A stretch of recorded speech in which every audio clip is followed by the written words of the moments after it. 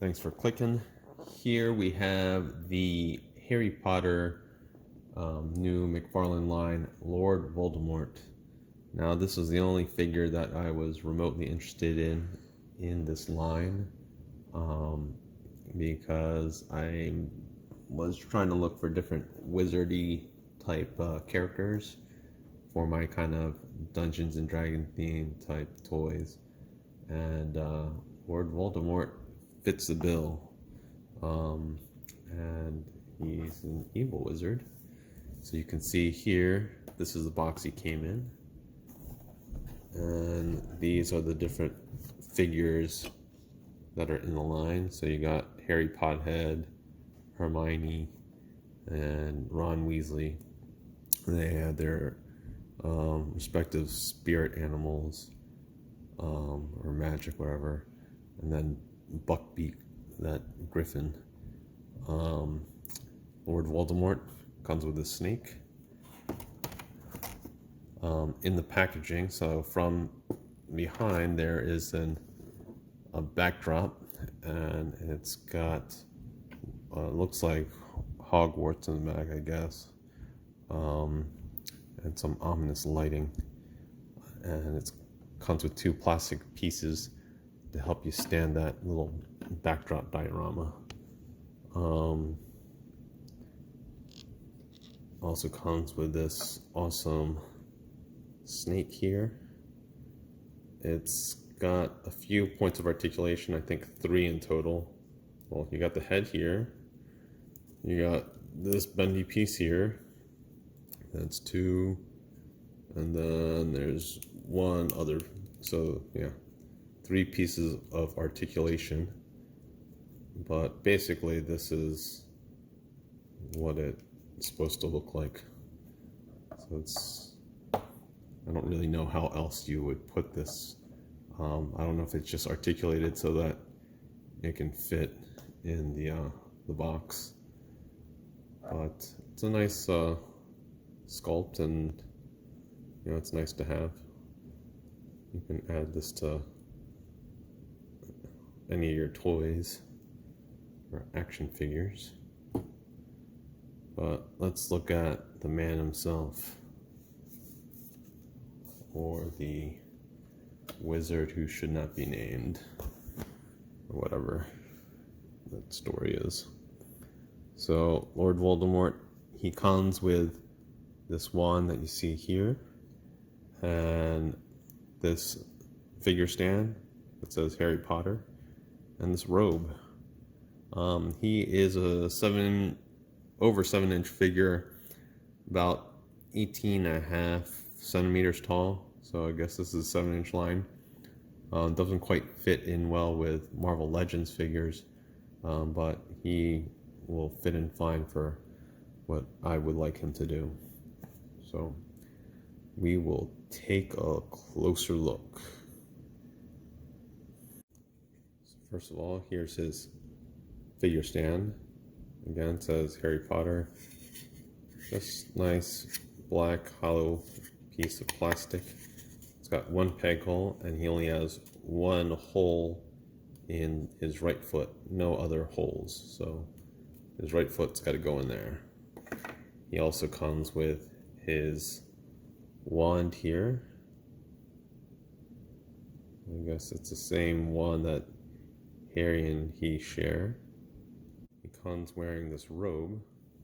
This robe is attached with straps here at his wrists and Velcro.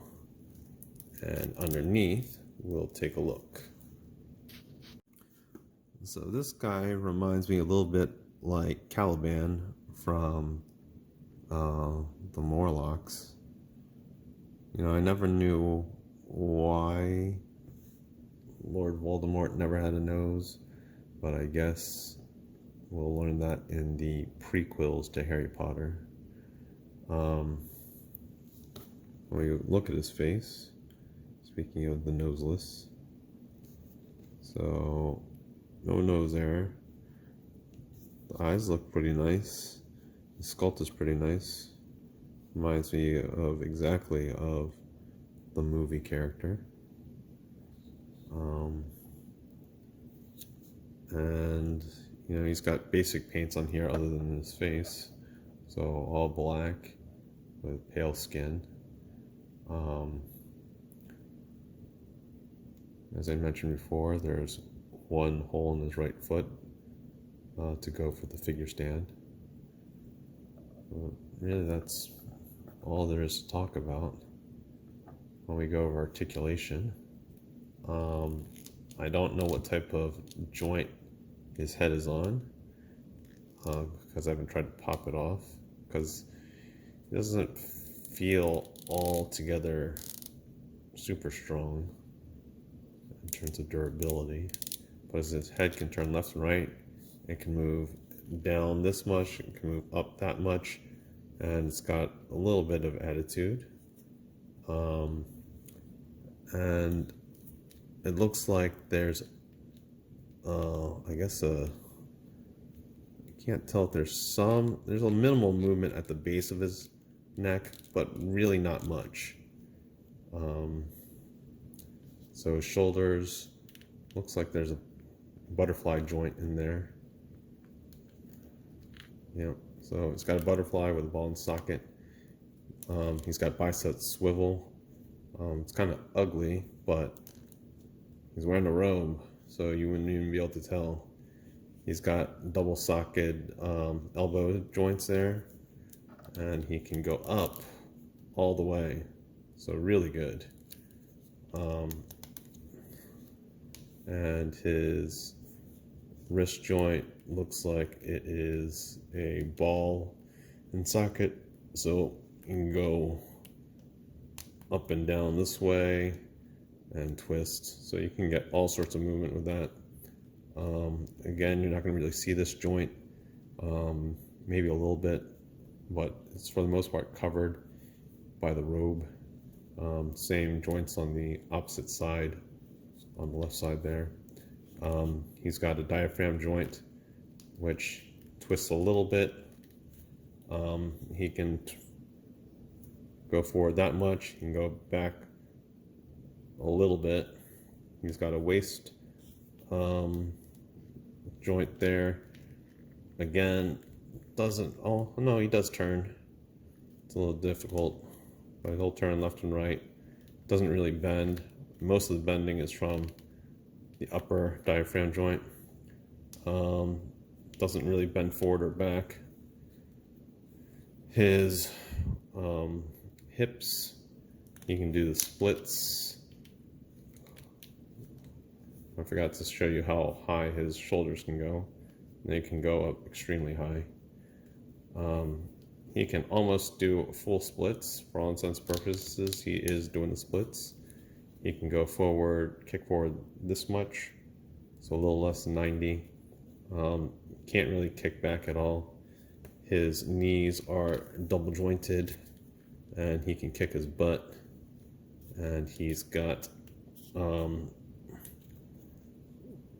ball socketed ankle joints, so he can move really well. So his articulation, other than his ability to ab crunch, is really good. And you won't really see his joints because they're all covered by his wardrobe. So here you can see how he scales with Bucky Cap mold and the Spider-Man mold. So he towers over these 6-inch figures. He is a 7-inch figure, and you can see him how he compares to the McFarlane Sub-Zero. So both of these are McFarlane toys created. But he is a very good figure, excellent sculpt. Paintwork is there where it needs to be. There's even some paint on the wand itself. So if you're a fan of Harry Potter, he's a great figure to have. He's probably the best looking figure to me in the bunch. You know, I am not going to be collecting the other 3 characters in this set, but he's definitely where it's at least for me. As I stated before, he may be a little bit difficult to stand because he's got no shoes, but it's doable. And he does come with this nice figure stand if that is an issue for you. So thank you all for watching. I hope this helped in your decision about whether you are going to purchase this figure. All right, take care.